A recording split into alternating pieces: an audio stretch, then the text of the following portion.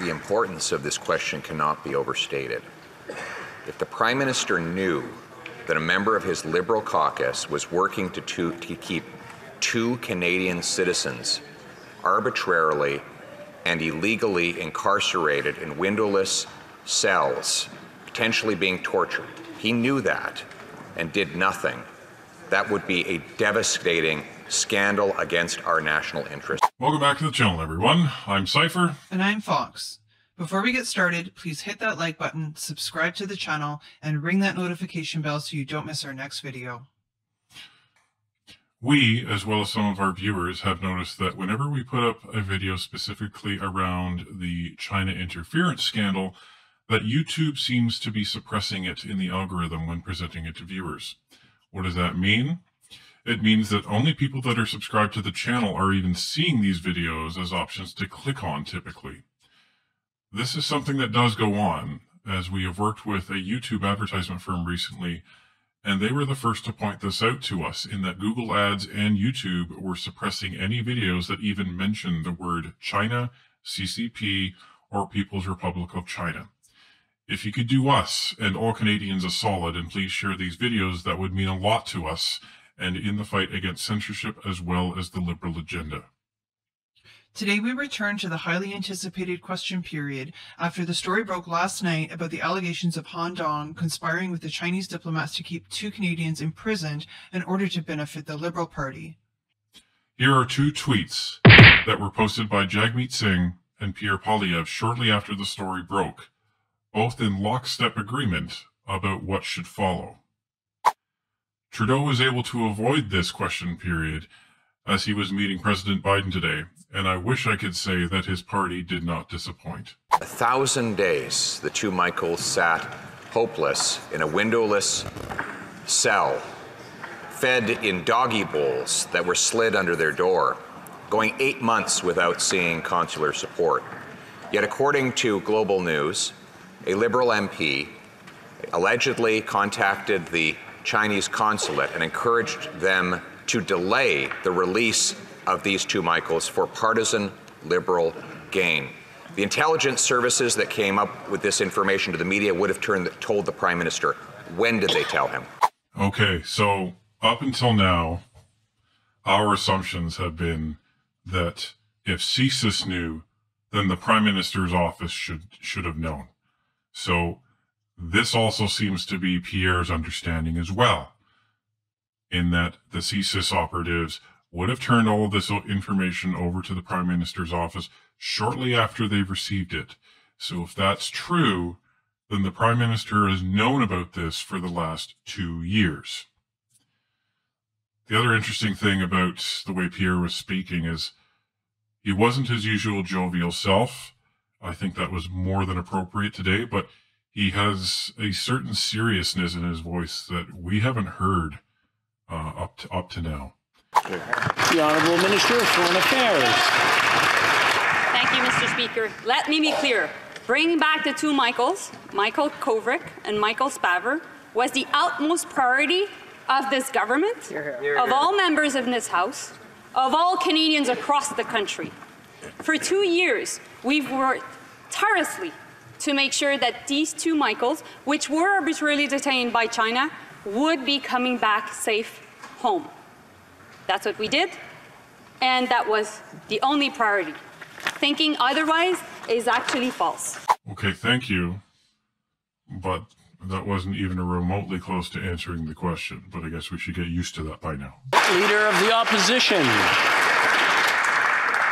We have 2 members of our national security services that have told the media that a Liberal MP told the Chinese not to release the 2 Michaels. I've now twice asked when the Prime Minister, his office, or his department were informed of this startling revelation. So I'm going to ask a 3rd time, and I ask the Minister to answer. When did the Prime Minister become aware of these allegations? When? Honourable Minister. For the record, he asked once in French before the first English question that we showed you, and the only reason why we started with the English version is because the French version was exactly the same, And it seems that the French version of the answer by the Liberal Party was exactly the same. So you're only seeing it for the second time on our video, but it's actually the third. Pierre also notes that it was by 2 separate intelligence officers who supplied this information. I'm more inclined to believe that this is true because there are 2 separate officers saying it to Global News. If it was just one officer, maybe it would be questionable, but with 2, I don't doubt it. Well, yeah, there's 2 completely independent sources that are stating the same thing. If it was just one, I'm guessing Global doesn't run the story. But the fact that they have 2 completely different sources giving them information, and it's verifiable information between the 2, then that's definitely a cause to believe it. Especially, we also have to assume that these are the same sources that have been feeding them information this whole time, which has all turned out to be accurate. So with each new story that is proven accurate, the credibility increases with these, call them deep throat sources. And the other thing about these anonymous sources, they may be anonymous to us, the public, but I am almost positive that Global has done their research and their due diligence to make sure that these people feeding them information are who they say they are, because if they're not, then Global has a whole mess on their hands. And I imagine that they would go out of their way to avoid that by verifying these sources. Well, I believe Global even made the statement that they are going to be keeping these sources confidential, which means that they have verified their identities. So if they verified their identities, then they verified that they are CSIS operatives. And there's not really any question in terms of whether or not the information is coming from CSIS operatives. If you're Global or any news organization and you're releasing a story with allegations this significant, you're damn sure that what you're printing is correct. Because the last thing you want is a large lawsuit that's destroying the credibility of your news organization. And not even that. The last thing that you want is pandemonium among the public. Mr. Speaker, September 24th, 2021 was a great day for Canada. Hear, hear. It was the day when the 2 Michaels, Michael Kovrig and Michael Spavor, came back safely home to Canada. And I think it was a day when this government, all members of this House, all Canadians were proud of what we've done, because indeed the 2 Michaels were arbitrarily detained for too long in China. And Mr. Speaker, this will always be our priority as a government. We will always stand up against any form of arbitrary detention in state-to-state relations. The Honourable Leader of the Opposition. This is a typical answer from the Liberals. Instead of actually answering the question, they dodge it completely and then go on to say about all these great things that they've done and how great they are and how we brought the Michaels home. And never mind that the Prime Minister's office ignored CSIS information regarding a particular member of Parliament who there was proof to allege that he was in league with a foreign government. No, no, no. Look at how we saved them. We brought them home. We did this great thing. This non-answer is extremely troubling. We have revelations from Canada's top security forces who told the media that a Liberal MP asked the Chinese consulate to keep 2 Canadians in torture in a windowless cell. I asked already 3 times, when did the Prime Minister become aware of these revelations? I ask again, when? The Honourable Minister for Foreign Affairs. Mr. Speaker, I would like to thank all the members of this House that were involved in making sure that we could raise the case of the 2 Michaels for 2 years. I'm sorry, this is so frustrating. This is so frustrating. She's just blatantly ignoring the whole question. Blatantly ignoring it. And just saying, I'd like to thank everybody for all of their help. Answer the question. That's because, at least in my opinion, there's only two answers to this question. Number one, which I think is less likely, but number one is that the Prime Minister's office was incompetent in dealing with this issue. And number two, which I believe is the more likely scenario, is that they knew and they didn't do anything.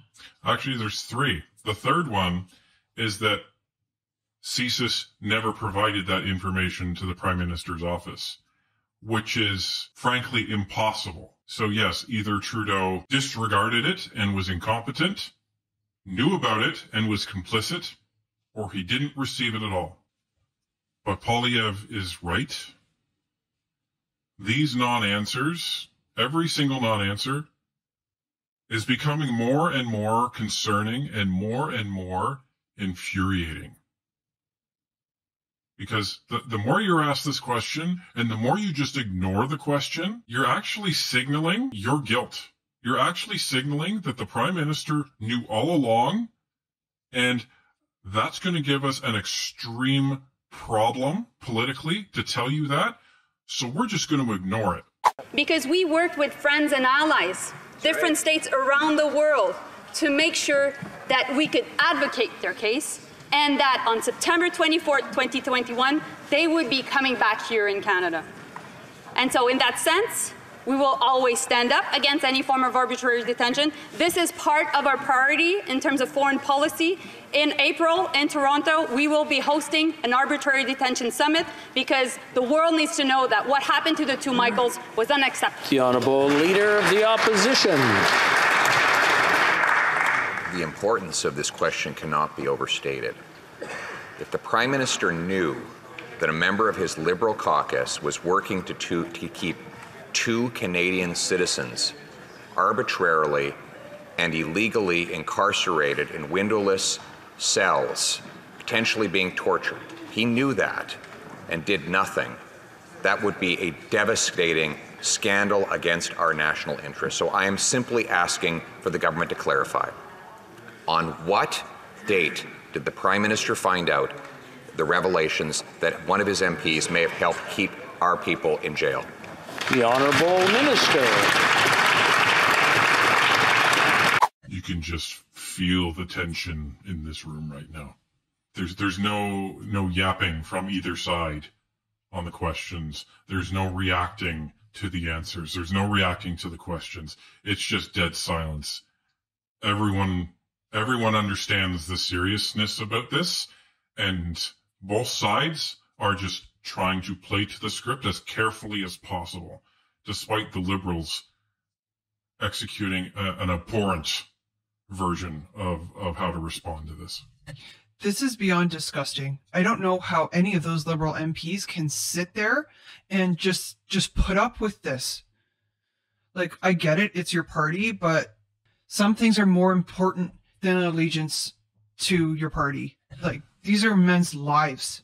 It's shameful. It's just absolutely shameful. It's abhorrent. It's horrendous. Like, there's no, I can't even think of words to describe this. So, rather than show you the response, I'm going to disappoint you and inform you that it was the same. Now we're going to show you the remainder of the questions from the opposition on this topic, and it's going to be disturbing. And we will show you one response at the end, which encapsulates all of the responses to those questions. For the 6th time, for the 7th time today. Now, for the 8th consecutive time. I'll give them a 9th time to answer. For the 10th time. For the 11th time. I'm asking the same question that has been asked 11 times today. For the 13th time, we have asked this question 13 times. For the 15th time today. For the 16th time now. For the 17th time today. And for the 18th time. One question. We have asked one question 18 times. For the 20th time today. For the 21st time. For the 22nd time. For the 23rd time. For the 24th time. Simple fact question. When was the Prime Minister briefed?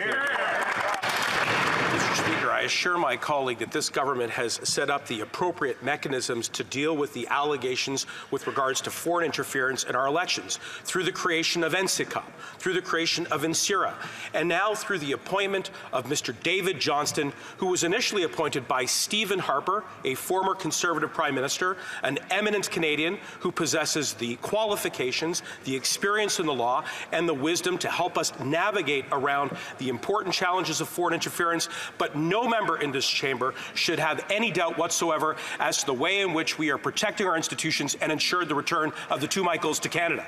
Why won't they answer it?